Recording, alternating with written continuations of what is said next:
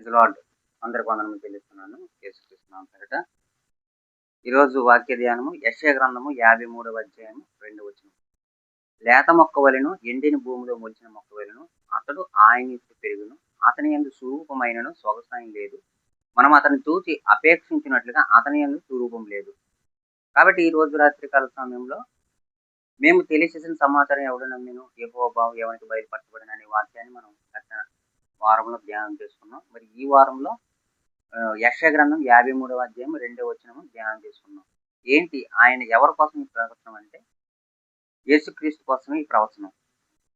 ఎప్పటి వాడంటే యెషయా ప్రవక్త క్రీస్తు పూర్వం 750 సంవత్సరాల క్రితం కలిగిన వ్యక్తి యెషయా ప్రవక్త. తన దర్శనాన్ని చూపిస్తూ యేసుక్రీస్తు గురించి రానున్న ఆయన పుట్టిన తర్వాత పెరిగి పెద్దవాడై 3.5 సంవత్సరాలు ఆయన సేవ చేశారు యేసుక్రీస్తు వారు.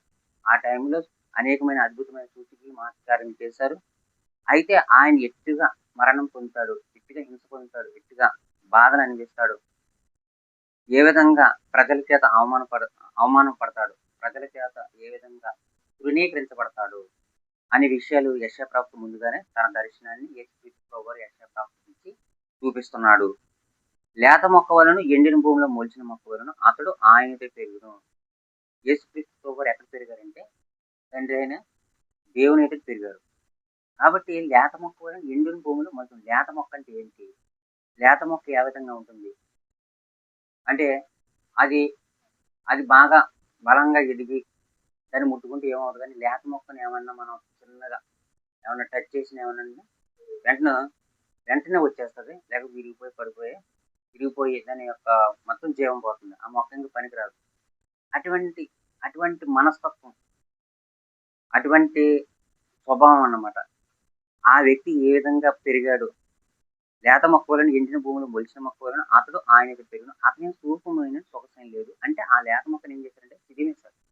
స్వరూపం లేదు, సొగస లేదు, అంటే చిదిమేశారు, చంద్రవంత చేసేసారు. ఒక కుర్రవాడు ఆగదాయంగా ఆడుకుంటూ ఏదో చిన్న మొక్కని దాన్ని తెంపి దాన్ని ఇలా నలిపేసి అలా ఏ విధంగా అయితే పాడేస్తాడో అదే విధంగా అతని యందు స్వరూపమే లేదు, సొగసం లేదు. మనం అతను చూసి అపేక్షించినట్లుగా అంగీకరించినట్లుగా, అంటే నీకు ఇలా జరగాలని ఎందుకు జరగాలని అంగీకరించావంటే మా పాపములు భరించడానికి నీకు యోగ్యుడివి.